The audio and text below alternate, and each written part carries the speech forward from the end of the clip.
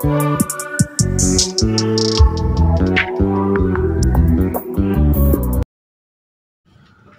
assalamualaikum warahmatullahi wabarakatuh. Ketemu lagi dengan Joko 25 Seedling Farm, Klinik Tani dan Aglonema. Alhamdulillahirobbilalamin. Marilah kita panjatkan puji syukur kehadirat Allah Subhanahu wa Ta'ala yang telah memberikan nikmat sehat, nikmat umur panjang dan limpahan rezeki. Dan semoga Jika Tani Channel memberikan cakrawala edukasi di bidang pertanian, khususnya tanaman padi. Dan untuk pemirsa sekalian, semoga selalu diberikan nikmat sehat, nikmat umur panjang dan limpahan rezeki, dan semua aktivitas kegiatan yang kita lakukan selalu diberikan kelancaran dan diberkahi oleh Allah Subhanahu wa Ta'ala. Amin ya rabbal alamin. Pemirsa sekalian, di video kali ini Jika Tani Channel akan mengulas tentang cabut padi atau ndaut tercepat, karena yang dilakukan ini adalah sistem borongan yang dilakukan pemborong cabut padi dengan rombongan. Beliau itu cuma 3 orang dan dia wajib atau sudah menyanggupi dalam 1 hari itu 3-5 bau yang harus dicabut, termasuk tercepat. Kegiatan cabut padi ini bagi tim pemborong, jadi kalau cabut padi atau ndaut ini rata-rata dilakukan oleh rombongan atau beberapa orang. Itu sudah melakukan akad transaksi bahwasanya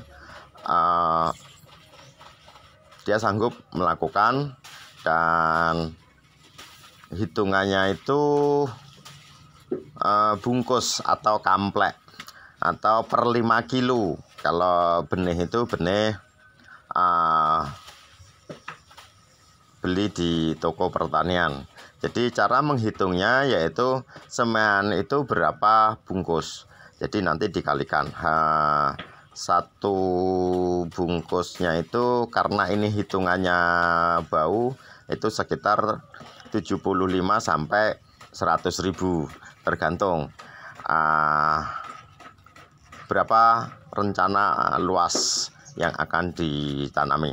Makanya pemborong cabut padi ini termasuk kerja target, karena dia harus menyanggupi 1 hari itu 3-5 bau.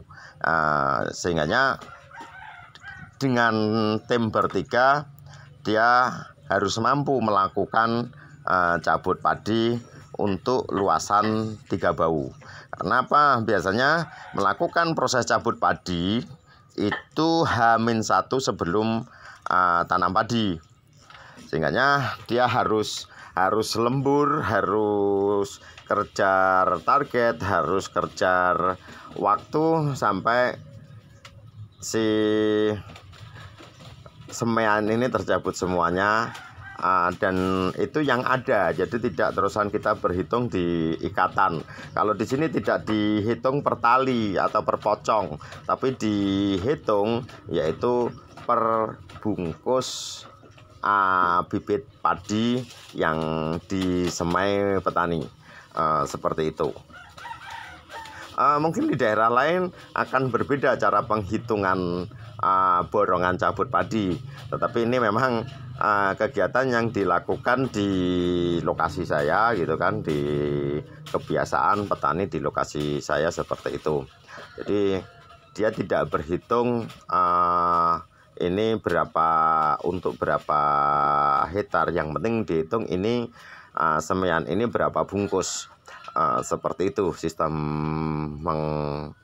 menghitungnya atau pembayarannya. Tapi kadang-kadang kan ada petani yang memang sawahnya itu luas dan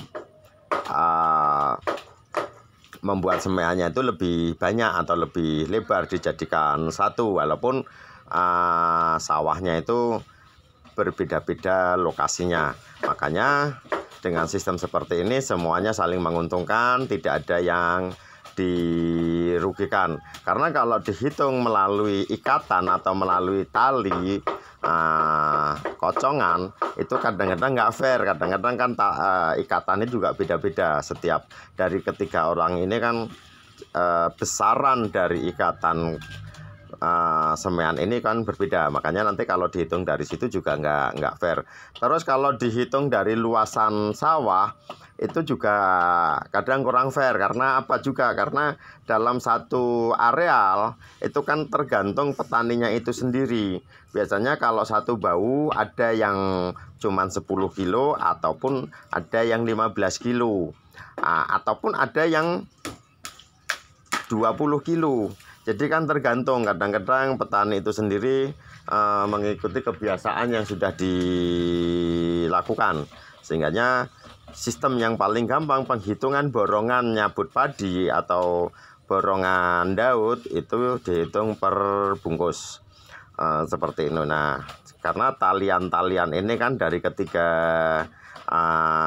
pemborong cabut padi ini juga besarannya bervariasi, makanya itu tadi kurang pas untuk dihitung tali. Tapi kalau petani itu sendiri biasanya sudah terbiasa dengan kira-kira berapa ikat kan gitu. Kalau petani biasa satu bau itu kurang lebihnya ya 150-an ikat. Itu kalau kebiasaan petani. Tapi kalau untuk kebiasaan pemborong cabut padi itu kan nggak fair kalau dihitung seperti itu. Makanya dia itu benar-benar kejar target dan harus sanggup cabut padi untuk luasan 3-5 bau. Karena biasanya musim tanam itu serentak, selisihnya paling hari, jadi gitu. Jadi memang kalau musim tanam padi itu kalau di tempat kami itu biasanya serentak, dalam artian dengan komplek tertentu biasanya 20 hari sudah selesai tertanami semuanya.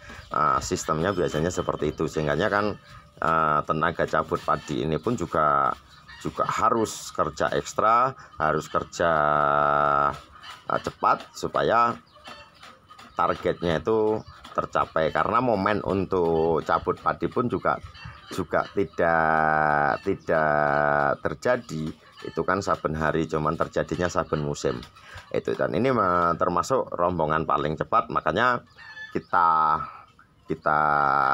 kasih judul mampu mencabut padi untuk luas hampa, untuk semean yang rencana ditanam itu 3-5 bau. Sementara ini yang bisa saya ulas, yang bisa saya ceritakan tentang rombongan pencabut padi yang bisa dikatakan tercepat di daerah kami kan gitu.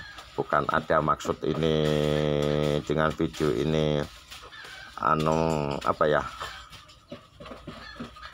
tidak ada maksud lah untuk membandingkan, karena kan gaya nyabut padi untuk setiap daerah itu berbeda-beda itu. Tapi memang kalau mereka sistemnya seperti itu, lahannya harus ada airnya gitu kan, baru nanti bisa dicabut dengan mudah.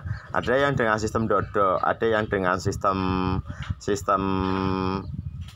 jagong itu kan, bawa kursi. Kalau di tempat kami harus seperti ini nyabutnya, sehingga bisa cepat, bisa targetnya itu segera terselesaikan. Jadi kalau bisa dalam satu hamparan seperti ini untuk luasan satu bau ini 3 jam selesai. Jadi nanti pindah lokasi lagi 3 jam lagi, biasanya sampai malam, biasanya sampai menjelang maghrib atau lewat maghrib sedikit itu ini. Biasanya kalaupun juga dimulainya pun juga pagi selepas subuh itu, sehingganya semua bisa terlayani, bisa tercabut, dan petani yang akan menanam padi besoknya itu tidak komplain. Seperti itu. Jadi mudah-mudahan bermanfaat ulasan-ulasan tentang cabut padi yang ada di lokasi kami.